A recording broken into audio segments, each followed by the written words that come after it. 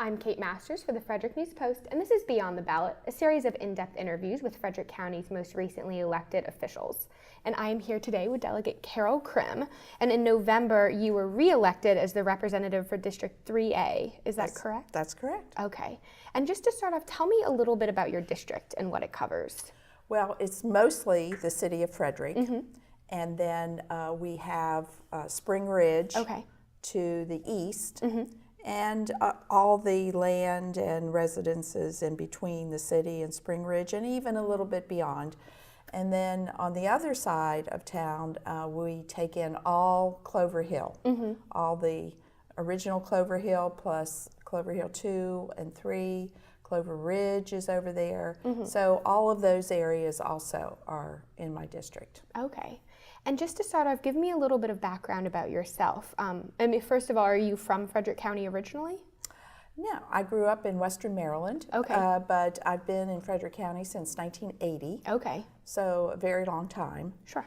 And but I think I know the area pretty well because I grew up in Western Maryland, and I know Maryland very well too. I've never left the state in terms of being a resident. Oh, wow. At some point I was a resident in Southern Maryland, so I know that area pretty well too.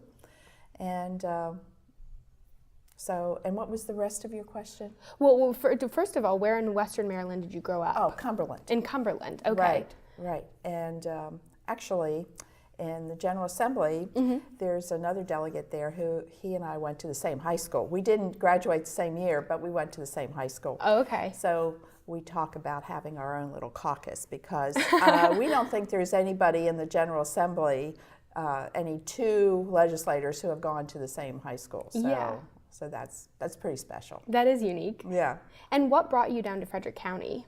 My husband's job. He was with the State Highway Administration. He's now retired. Okay.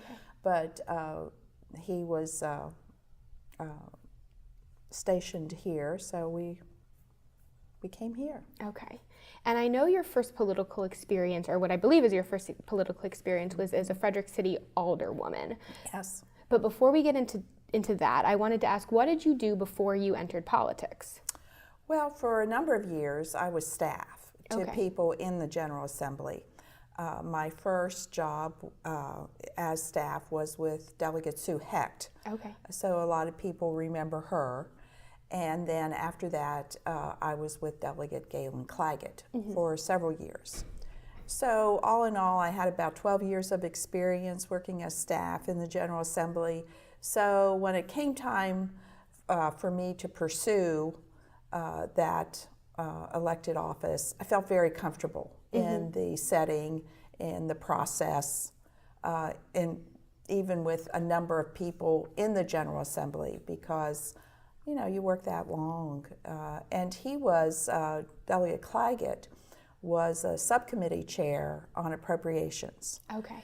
And it gave me a chance to interact with the leadership, and so I was very comfortable in that position. Okay.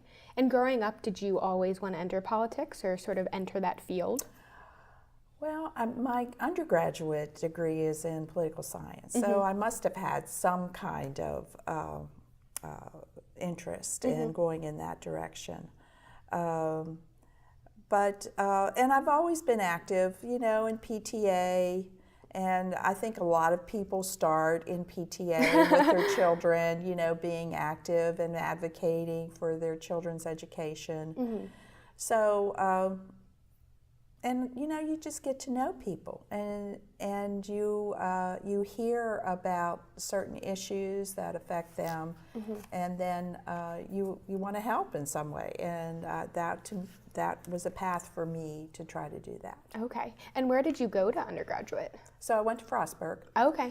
And I was there for until I got married, and then I completed my bachelor's degree, and then I went to University of Maryland, University College, and I received a paralegal certificate. Oh. So I worked in that end of the law for a while in Frederick County. And then I got my master's in business from Frostburg also. They had a program here in Frederick at that time, so I was able to do that. Okay. but so I had an interest in the law also. I had an interest in the law from the implementation, so to speak, but elected office gave me a chance to see law on the other side. Oh, interesting. And how to put the laws together. Okay. And so you had 12 years of experience in the State House Yes. working for legislators Right. before you entered elected office. Correct. And so why did you decide to go for the city position first, for alderwoman? Well, I think that local government is an opportunity to get to know people on very intimate levels, so to speak, in the neighborhoods. And that was well, I was involved in some land use issues in my neighborhood. In Frederick City, we have the Neighborhood Advisory Councils, the NACs. So I was involved with my NAC. And it just seemed to me like the next step was to get involved in local government. So I did that. And then when it came time for me to run for re-election, I decided that my path was going to be to go to state office. Okay. So I didn't run for re-election in the city. I took that year then to run for election to the district for the state. Okay. And what were your priorities when you first entered as an alderwoman for the city of Frederick? What did you want to change? Property taxes. Okay. We had a system, and somewhat to the same degree now, but in the state of Maryland, if you live in a municipality, you pay city taxes and you pay county taxes. And for us in the city of Frederick, we thought that there was a duplication of services. So we were paying for the same service in the city and then paying again in the county. Okay. So half of your taxes in the county goes to education. Let's make that clear up front, and that's not what we were talking about. We were talking about other services. So that seemed to ring with a lot of people. When I was knocking on doors, I was talking about the property taxes. And, you know, when we're running for elected office in the summer, your tax bill has just arrived. So they saw that, and they thought, yes, I understand exactly what she's talking about. They thought their taxes were too high. And so that's how I got involved in politics. And also the land use issue I talked about earlier. Yeah, tell me about what land use issue you were involved with in your neighborhood. I live in Fredericktown Village, so the front part of our subdivision was open land.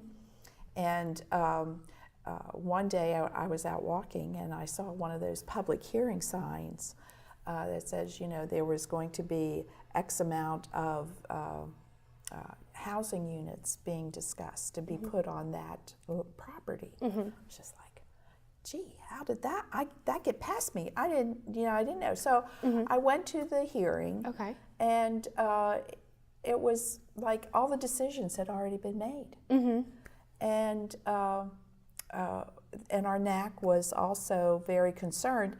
Wasn't that we didn't think that the property should be developed? It was the number of units that they were talking about, the impact on the schools and the roads, etc. So there was some issue with the notice that was provided for the hearing. Okay. And evidently that created a postponement. Oh, okay. So we kept working on it, but the end result was that by the time all was said and done, the developer pulled out. Okay. Because we were just getting into the point where the housing market was dipping down, and they just pulled out. And so that was great for us, because then we could start over with a new developer. And at the same time, there were issues around the city involving land use. So the mayor at that time was Jeff Holtzinger. Okay. And he put together a land management code work group. And he asked me to be on it. So I was on it. as a citizen representative. And the first thing we did was make recommendations to change the way the public is involved in those decisions. So this is in place today, and the change was that the NACs are notified early on in the process when a developer comes in for planning purposes. And the planners go out to the NACs to explain what's going on so that the citizens are involved from the beginning. It's not a perfect system, but it's certainly better than what it was. Sure. And obviously land use is still sort of an issue across Frederick County. Right. And then, so what in 2014 made you decide that your future was in state politics? Well, I thought it was time for me to go in that direction. I enjoyed being at the state level. I did a lot of the work. I did a lot of the drafting of legislation in my staff job, and writing testimony, and even appearing at times before the committee. So, you know, I was very comfortable there, and I thought that was the next step for me. And the property tax issue did not get resolved to my satisfaction as during my years as an alderman. And so I thought this was a good time for me to go to the state level to see if I could get it resolved there. Okay, interesting. And then you've been sitting on the House Appropriations Committee. And are you the only Frederick County delegate to sit? Yes, now. Okay. The first 4 years, Delegate Vogt and Delegate Siliberti were both on appropriations from District 4. But now there are no other legislators from Frederick County on appropriations but myself. Yeah, and before we started rolling, you were actually talking about how sometimes that can come in handy, like the most recent reaction to the CREST funding. And tell me a little bit about that, because I know that was something we reported on. Yes. CREST, which is our higher education center here in Frederick, was not funded in the budget. And that was not known to the people, to like the board or the executive director. They were very surprised that their funding was not in the budget this year. Okay. So, so then I'm also the chair of the Frederick County delegation. So one thing that I did was start to investigate as to why they did not get their funding. I talked to the secretary of the Maryland Higher Education Commission. And that's another thing about appropriations. You get to know a lot of these agency heads across the board. Like if you're on maybe health and government operations, maybe you get to know the health secretary a lot. Or, you know, another committee like economic matters, like commerce maybe. But for appropriations, we get to see a lot of the agency heads for an overall briefing of their department. So, so I knew him somewhat, and so I asked him, and he said that the concern was that CREST had not provided any full-time equivalent students, and they just didn't have the students that MHEC thought they should have by this time. They had had 3 years of funding, and they didn't think that they were producing the results that they should have. So I then talked to the executive director and the president of the board of CREST, and had them come down to our delegation meeting last Friday and talk to the full delegation about what the problems were. And I asked them, I said, well, how do you think you got into this situation? Because they were unaware that they were not going to get their funding, and then here we are with no funding. So, so we talked it through. They understand that the measurement at the Higher Education Commission is your full-time equivalent students. Okay. That's how they measure your progress. And if they want to do another model, then we have to get with the Higher Education Commission and have them understand that maybe this isn't the exact model they're used to dealing with, but you know, they do, CREST does internships, and they place PhD candidates and things like that. So we have some work to do. What I'm going to try to do as a member of the Appropriations Committee is maybe get them some gap funding. I can't promise anything, but certainly working within the committee, maybe that's possible. Okay. So, but as of right now, they don't have MHEC funding through 2020. no. Okay. They do have a fund balance, though, right now. Okay. So it can take them through some months, but no, they do not have funding for the next, in the next budget. Okay. Correct. Yeah, and that was sort of an emergency reaction. But how else, in your time in session, has it helped being on the Appropriations Committee?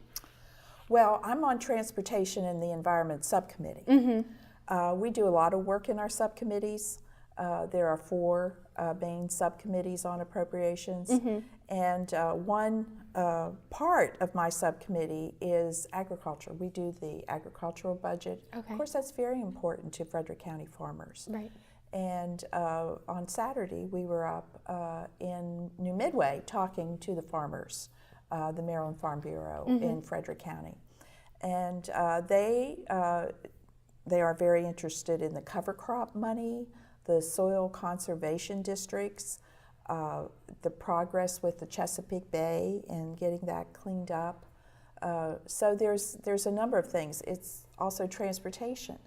So also transportation is very important to Frederick County also in getting transportation funding. Our main priority now is Route 15 through the city to get that expanded. But I also advocate a lot for MARC train funding and commuter bus funding. So in fact, tomorrow I'm doing a bill. It's not in my committee, but it's in the Health and Government Operations Committee on transit and the transportation for medical patients. And that's some of the patients that they transport, well, a lot of the patients they transport they go to dialysis. Oh, okay, interesting. And it would be nice for the dialysis companies to participate in providing that transportation, because it's taking up a lot of our resources, and we don't have enough resources to serve everybody. We have a great director who does the best she can, and we do make do, but it would relieve a lot of pressure to have that partnership with the private sector. Okay, and I was actually going to ask you about that bill. So going back, let's talk about it now. And going back, what was sort of, what's the origin of the bill, and what exactly does it do beyond, what you just referenced in terms of public or possible public-private partnerships? Well, it would establish a commission. Okay. To look at this, to research it, to get all the stakeholders to the table. This came from transit. It was one of the priorities for the county executive to try to work this out. And the issue is non-emergency medical transport. So if you need transportation from home to treatment somewhere. Exactly. It's not emergency. Right. Of course, emergencies come first. They always get taken care of. Sure. But we're talking about non-emergency. But they're just as important too. People need to have their medical treatment, and they need to get to their doctors, or, as I said, to the dialysis if that's what they need. So we're trying to resolve that issue. I know it's been difficult for some of my constituents to get appointments, to get their transportation that they need. So I certainly want to make sure that that happens. Okay. So yes, so it is a priority for our transit company as well as the county executive. Okay. And the issue is that there is a shortage of non-emergency medical public transit available? It's resources. Okay. It's not only the actual vehicle, but it's also the drivers. So it's everything. Okay, so this bill, if passed, would establish a commission to sort of look into that. Yeah, and bring the private sector to the table. Okay. And see if we can work something out. Okay. And I wanted to talk about other legislative priorities as well. But before we did that, I just had to ask, because I discussed this with previous guests, but I know that you were elected chair to the Frederick County delegation. Correct. And I know that came after some pretty contentious input from Delegate Lewis Young and Senator Ron Young. So I was just wondering, I mean, did you know that was going to happen before the public delegation meeting back in December? Well, I knew that they had a plan, an alternate plan that they wanted to discuss, but that's all I knew. Okay. And the plan that they put forward was to just switch the chair every year between a Democrat and a Republican. And then if it was a Democrat as the chair, it would be a Republican as the vice chair. And they wanted to do that every year. I never opposed that. Yeah. In fact, on the night of the election in November, somebody did ask me, because it appeared that it was going to be 4-4. Right.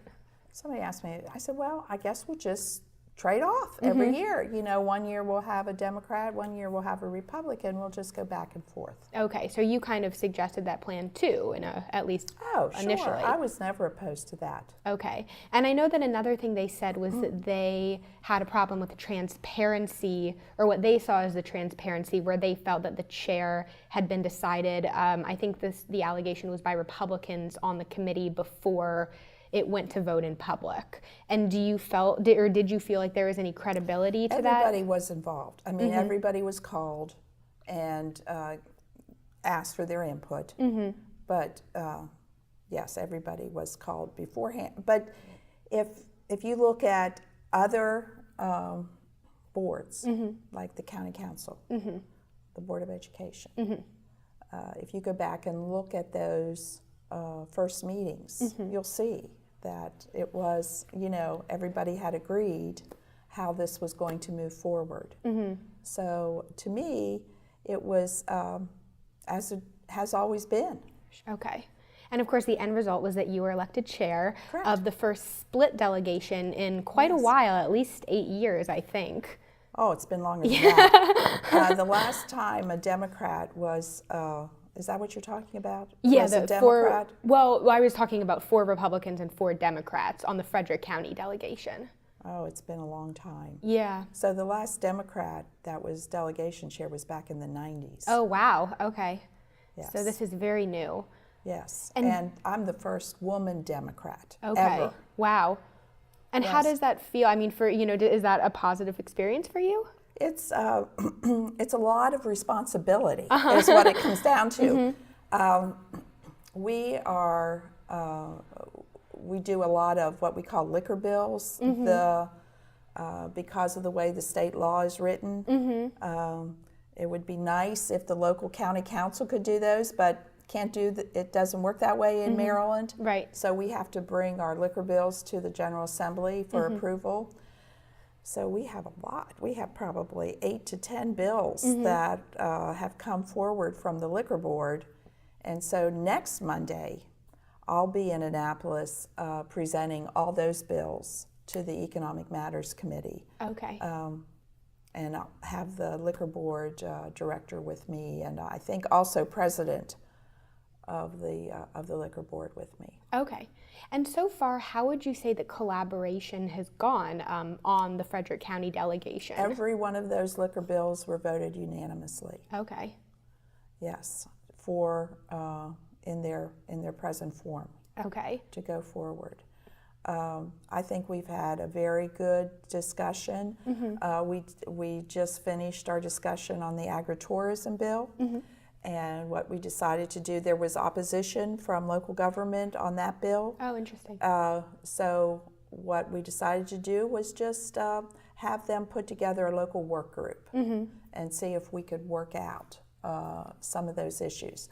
Now, the reason they were opposed is because last fall, locally, they did a lot of work on agritourism and put an ordinance into place that addressed that issue. And was that did that establish Frederick County as sort of a nursing ground for breweries and distilleries, and was that part of the agritourism? Well, it had breweries in there, yes.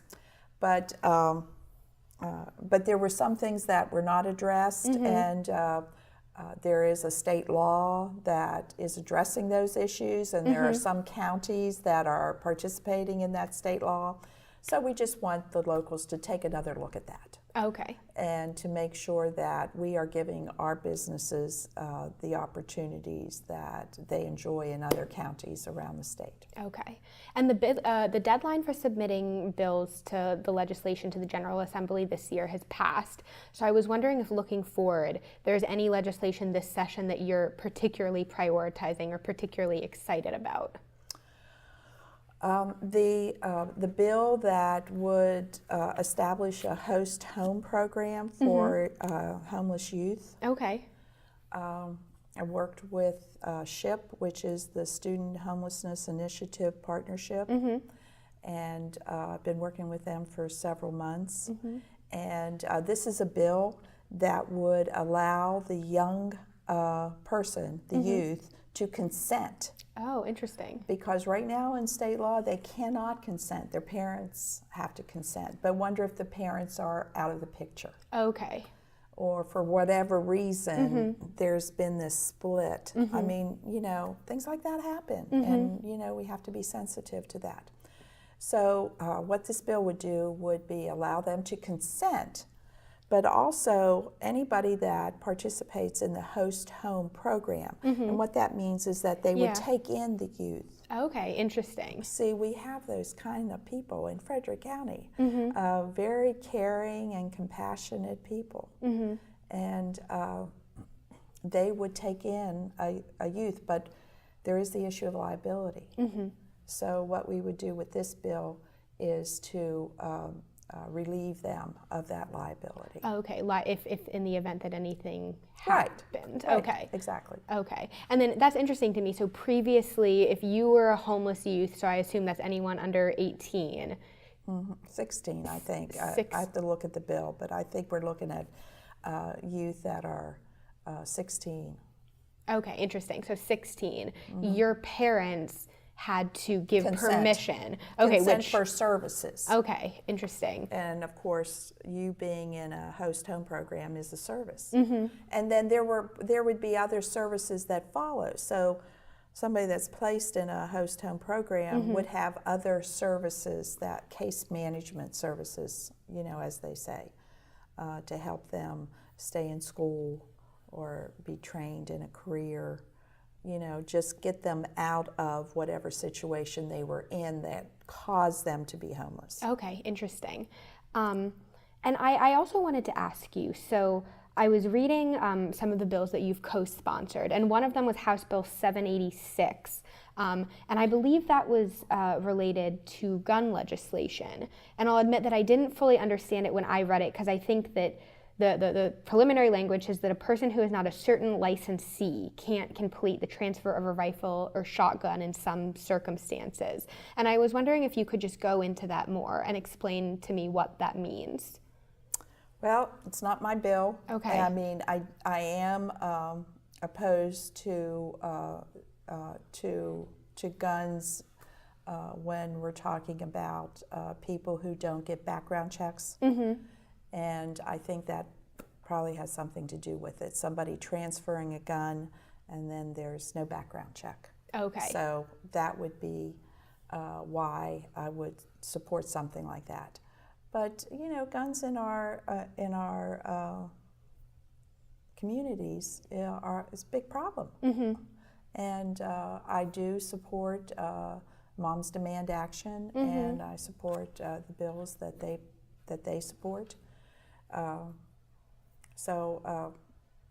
And you know, we do have people who come to Annapolis on a regular basis, people who are opposed to any gun restrictions. And we don't see them very often this year because the place in front of the State House that we usually have demonstrations, that's all closed for infrastructure repair, like underground. So those people aren't there this year. They're off someplace else that, you know, we don't see them on a regular basis. But, you know, they have been there in the past. But, you know, I've never backed down from my positions on guns. And making sure that we do have background checks. Now, I mean, people own guns legally, so you know, I'm not opposed to that. But background checks, we definitely need universal background checks for sure. And is that, I mean, and assault weapons ban, taking away guns from domestic violence offenders. Those are the kinds of things that we really need to pay attention to, and also people with some mental health issues.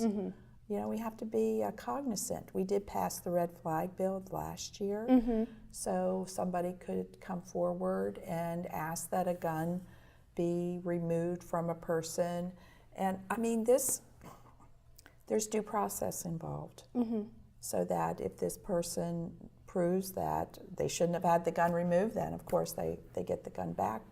But that bill was mainly supported by families of suicide victims, because they thought if they could have called somebody to take that gun away from whoever that person was that committed suicide, that family member, for that period of time, you know, a couple days, the problem may have passed. The crisis would have passed. Or maybe they could have gotten them into treatment.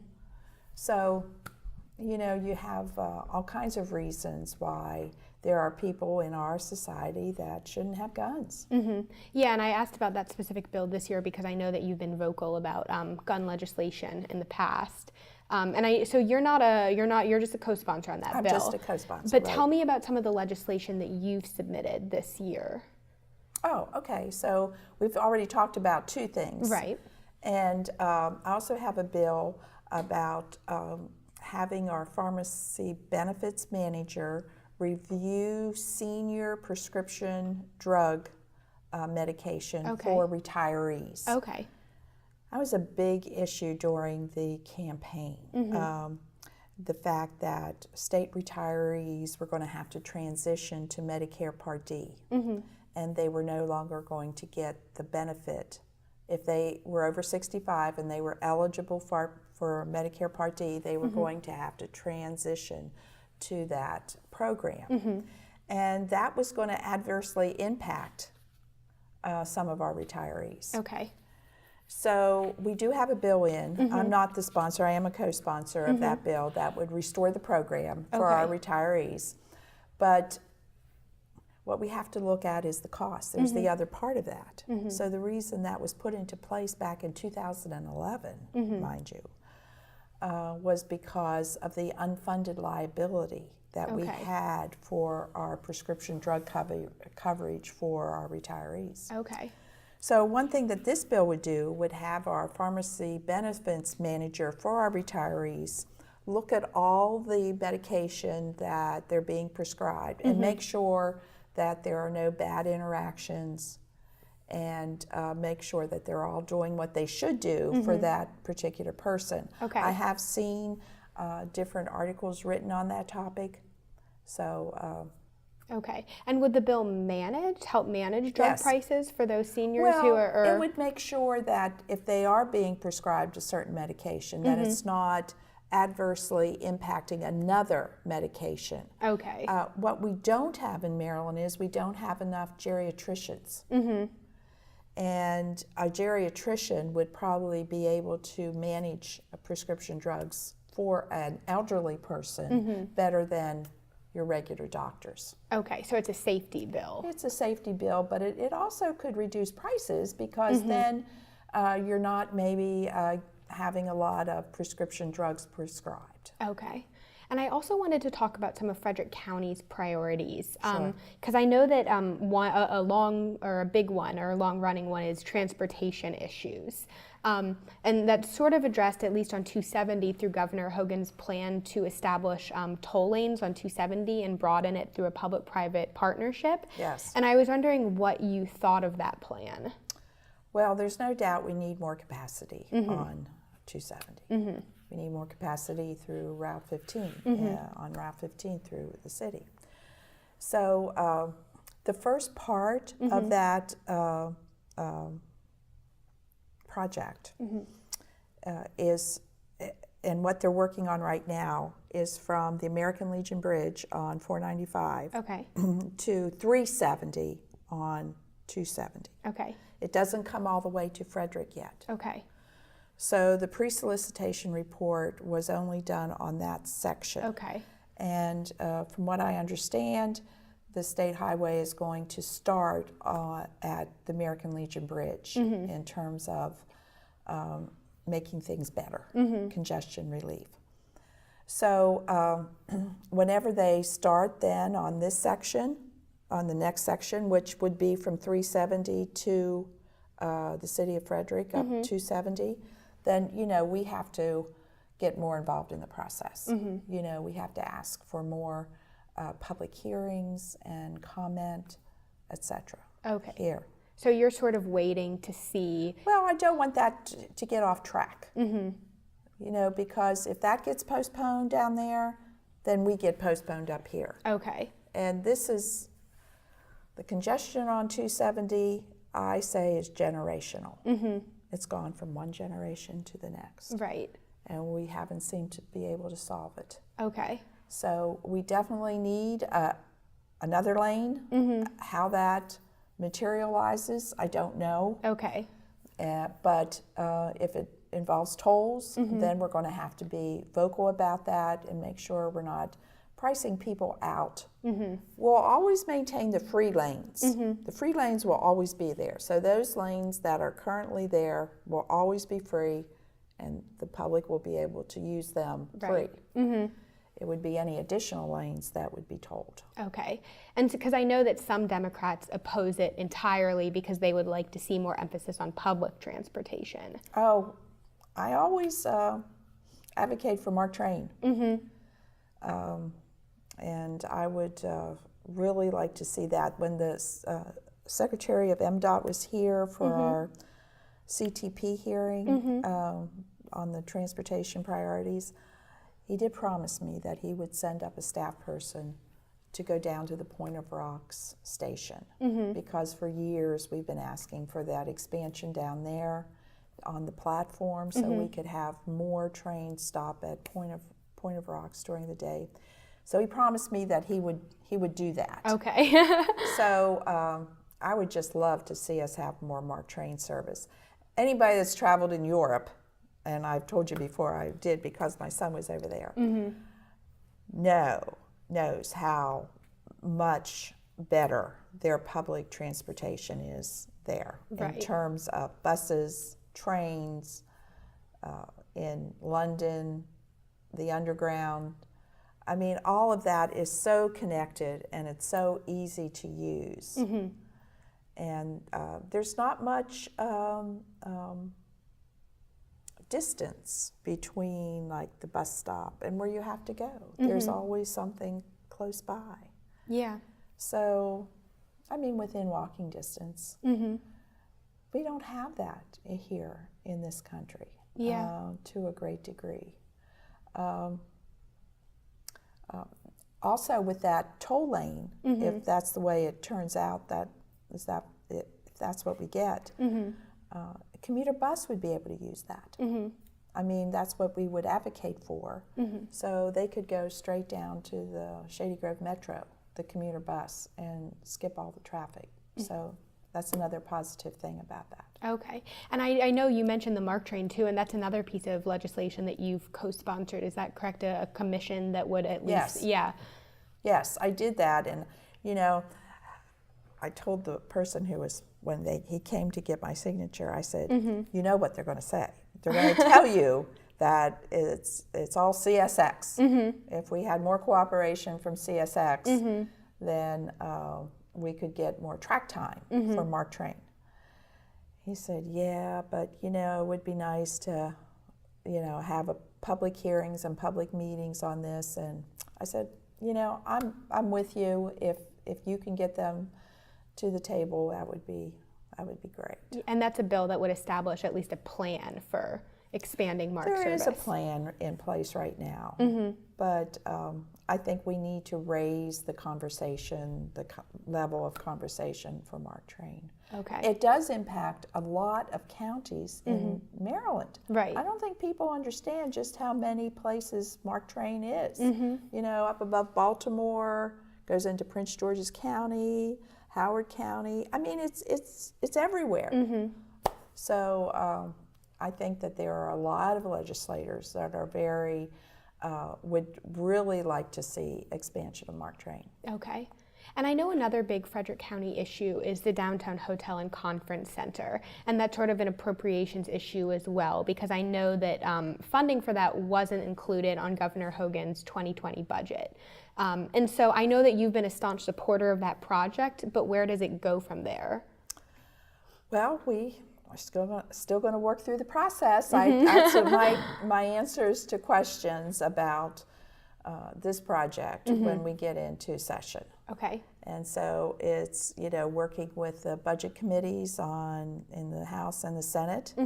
It's talking to the leadership, and hopefully we can resolve it. And of course, working with local government, with the mayor and the board, and Jan, the county executive.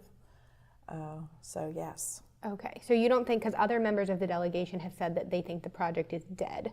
Do you think that the project is dead? No. I mean, it's not dead to me. I mean, maybe it's dead to them. It's not dead to me at this time. Okay. I'm still working on it. Okay. And you mentioned this before, but tell me a little bit. So I know that there's the Brewery Modernization Act of 2019 that has been introduced, and that could impact Frederick County breweries. And so tell me, I mean, do you know a lot about that, or can you tell me about how Well, I do have a bill that is a part of the Modernization Act, but it's a separate bill. Okay. And what this bill does is it talks about the franchise agreements. In state, we have this three-tiered system in the state of Maryland. Right. And it's the producers and then the manufacturers, distributors, and the retailers. Okay. And so if you're a manufacturer and you contract with a distributor, then for all intents and purposes, it's like a lifelong commitment. And if you are not happy with their service, then it's very difficult for you to get out of, almost impossible for you to get out of that contract. Okay. What my bill would do would be change that statute so that, because there is this 180 days notice you have to give to your distributor if you're not happy. And a lot of the craft brewers, their product would have gone bad by then on the shelf. So there's a lot of reasons to change that law. It was done back in the 1980s, and it's not been adjusted or changed since. So it does need some work. So we'll see whether or not we can get that through this year. I did introduce it last year, and the industry came back to me again to do it this year. So I'm doing it this year. We have more craft breweries in Frederick County than any other county in the state of Maryland. That's true. And because of that, there have long been complaints about Frederick County liquor laws and then, sort of statewide Maryland liquor laws and the restrictions on breweries. And I know that you mentioned that the Frederick County Liquor Board introduced a lot of bills or legislative priorities this session. So when you introduce them, are there any that you think are particularly promising or could pass? Oh, they're all passed. They're all passed. Well, no, I shouldn't say that. Usually if they have local delegation support and they're not controversial. So I'm not going to say they'll all pass, but I would think the majority will pass. But they're for small things like licensees. Before, you could only get one license, and then if you had another establishment, you had to get another person to get a license for you. And but this would change that. Okay. So one of the bills. So would you would be change able it. to have multiple licenses. Okay. We have something called a basket of cheer. So people, when they raffle off, they could raffle off maybe some local wines in the basket as part of a nonprofit raffle. Okay. So that's in there. I think people have been doing that, and they didn't know that they weren't supposed to be doing that. So we're going to make sure that everybody is law-abiding now. but I don't have the list in front of me, but they're pretty. I'm going to say mundane things like that, things that will help the liquor board, and these are things that they have heard from their licensees that they think should be changed. Okay. So that's why they bring them forward. Okay, and they're little bills, little changes that would sort of help modernize things. Help, but could be a big deal for a small business to be able to do something about something small. Okay. And you're also, I don't, if you're not able to talk about it too much, I understand, because you are just listed on as a signer on the bill, a co-sponsor. But there is a bill that I thought was very interesting that was introduced this year that would allow state organizations to establish overdose and infectious disease prevention sites in different jurisdictions. Yes. And I mean, that's something that could be very fundamentally important to Frederick County, which does struggle with opioid addiction. So I was wondering if you could tell me anything about that bill. Yes, I did talk to our local health department, Dr. Brookmeyer, about that, as well as the bill sponsor. This is something that is under the heading of harm reduction. So like needle exchanges, they're part of that. Which is a service we are establishing in Frederick. Yeah. Okay. So this is a harm reduction. But what happens is that when people are able to come into a safe environment, then you have the ability to direct them to treatment. Whereas if anything goes wrong, they have somebody there to help them, of course. But it all comes under that umbrella of harm reduction.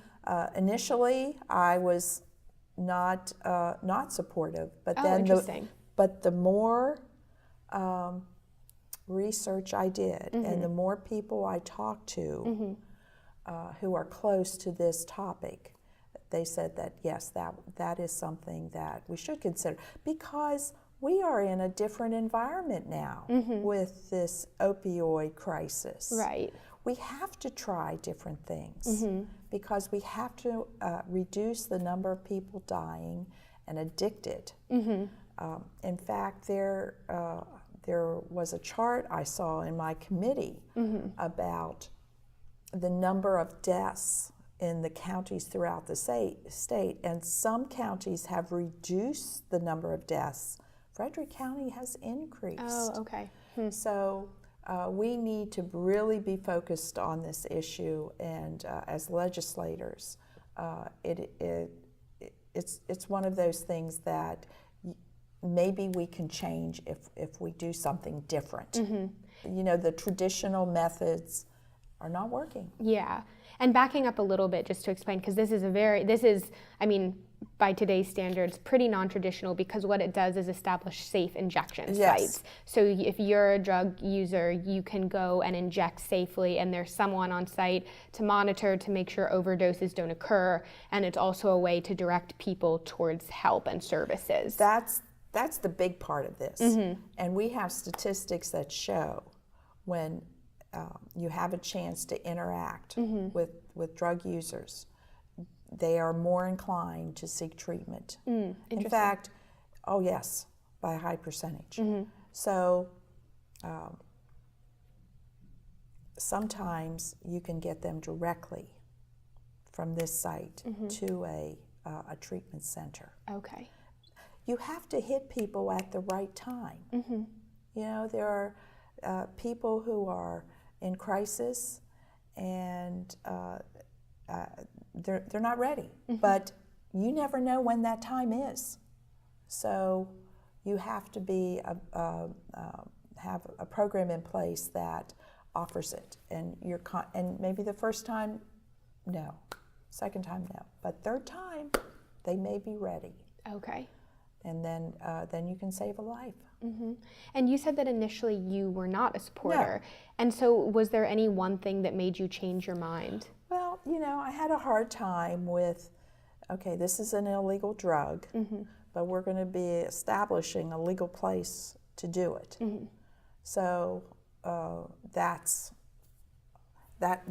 gave me some hard, but then, when you talk to the bill sponsor, like I said, when you talk to people who are close to the issue, it's like, we got to do something different. What we're doing is not working.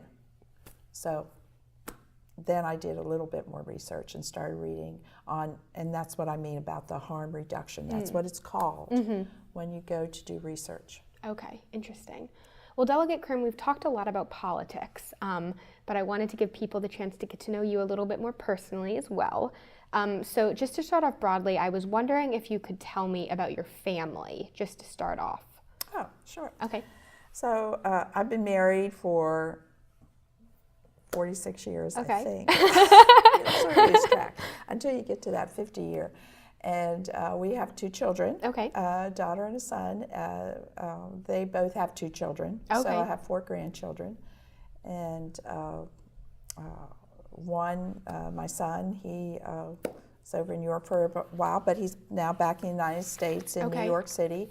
My daughter lives out towards Hagerstown, and see her. She used to live close, but now she's out there. Okay. Do you like to visit the son in New York City? But occasionally, yeah. Yeah. And what are the age ranges of the grandchildren? Okay, there are 2 grandchildren that are older, Okay. 18 Okay. and 14. Okay. And then he's not 18 until next week. And then the younger ones are 5 and 3. Okay, so it's kind of a nice mix. You have the younger ones too. Yeah. It's great to have the babies. Yeah. Yeah, the little ones. And how did you and your husband meet? Oh, we were just part of the same group of friends. Okay. And then, we just, Where did you meet? well, up in Cumberland. Up in Cumberland? Okay. And it just These are went from there. questions that don't usually get when you've been married almost 50 years. Okay. I guess that's true. It's pretty established by Yeah, then. pretty established. Yeah. Okay. Yeah. Well, and I also have a series of sort of fun questions to ask you. Oh, wow. Fun questions. Okay. You don't seem that excited. Okay. Okay. Let's go. Well, the first one's pretty easy, and it's just whether you're a dog person or a cat person. I'm going to have to say dog. Okay. But my sister has cats. I'm not like offended with cats, but if I had to pick one or the other, it'd be a dog. We had a dog, so Oh, you had a dog? yes. What was his or her name? Fred. Fred? Yeah. Oh. And is Fred not around anymore? No, Or? Fred's not around anymore. Okay. Do you think that you'll ever get another dog? Probably not. It's a huge responsibility. Yeah, and of course you're in session for Yes. 3 months out of a year, which is a huge... Huge responsibility. Right, okay. And then what about, this is another easy one, but pie or cake? If you had to choose between pie or cake. Pie, I guess. Do you have a favorite pie? Pecan. Pecan pie? Yeah. Okay. What about a favorite dessert in general? Coconut cake. Coconut cake. cake, Okay, so your favorite is coconut cake, but you'd go with pie. Yeah. Okay. Generally. Okay. And then this is more involved, but if you could have dinner with 3 people, living or dead, what 3 people would you want to have dinner with? Well, we've done some research in my family recently. My daughter and granddaughter have been very interested. And one of our ancestors fought with Lafayette in the American Revolution. So I think I'd like to sit down with him, see about his coming to America, how about the family. Yeah. So that. Do you know where he was from originally? I suppose Ireland. I don't know that for a fact, but I think that is true. Okay. Well, I'd, probably like to talk to my dad again. He's passed, but, probably like to talk to him a little bit more about his war experience. Okay.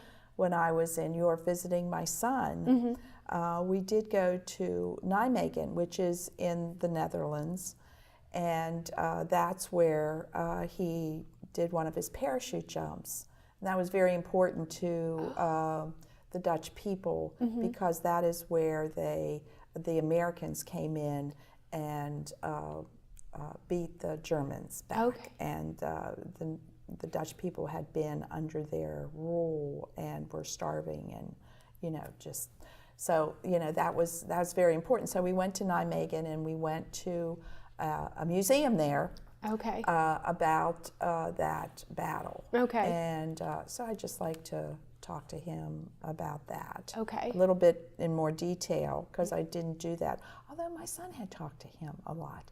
You know, it's amazing what you learn later on about how your children interacted with your parents. Yeah. And there were things that happened that I had no idea. Yeah. You know, so he knew more about it than I did. Oh, that's so interesting. But growing up, did you know your father was a World War II veteran? Oh, and everything? Okay. absolutely.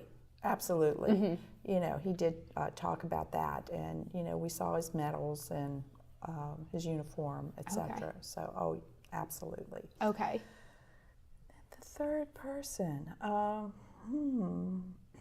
well, probably one of my teachers. So I went to Catholic school. So probably one of the nuns I grew up, or I had. Okay. In grade school. Okay. And was that up in Cumberland? Yes. Okay. Did you enjoy Catholic school? Yeah. I mean, we still have a lot. I still have a lot of friends. We had our reunion not too long ago, our 50th reunion this past year, and it's just amazing how you haven't seen people in decades, and you just pick up right away from where you were years ago. Was it strict? I had a grandfather who went to Catholic school, and he had like a very strict. I didn't have anything to compare it to, but I don't remember it as being in any distress. Okay. Or losing sleep. Okay. Well, my next question is just whether you have a favorite book of all time. Oh, well, I liked Gone with the Wind. I liked Pride and Prejudice. I liked The Centennial, Michener. So those are 3 books. Okay. What about movies? If you had to take 3 movies onto a desert island, which 3 movies would you choose? I'm not a real great, I mean, I'm sure I have some. If I, stop and think about it, I'm sure that there are some movies that I would like, but can't think of any right now. None jump out to you? Well, we did see the Star Wars series, okay. My children and I. So I liked Ferris Bueller's Day Off, because I think that's very funny. Okay. And you can watch it over and over again and still laugh at the same things. Okay, so at least Star Wars and maybe Ferris Bueller's Day Off. Okay. Yes. And then what about, we've talked about Frederick County breweries, so Yes. do you have an alcoholic drink of choice? No. No? No. Okay. None. Okay, so moving on. What about your biggest hobbies outside the office? Oh, now that's an easy one. Okay. So I grew up playing tennis a lot, and but I play golf, and I play bridge. Okay.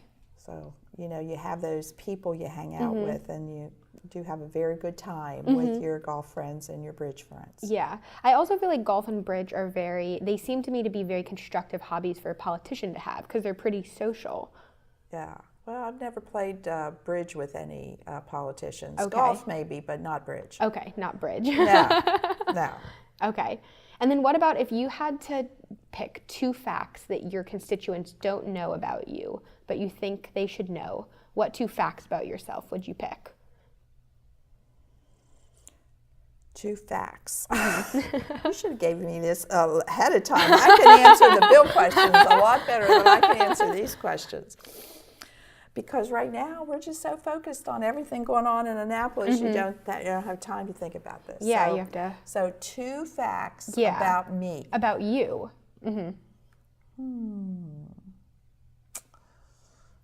Well, I think the fact that I did play tennis, and I was very good. Okay, you were very good. Oh yes, I won tournaments, etc. growing up. Okay. So they probably don't know that. I mean, they know that there are some people who know that I played tennis, but not that I won a lot of trophies growing up. Okay.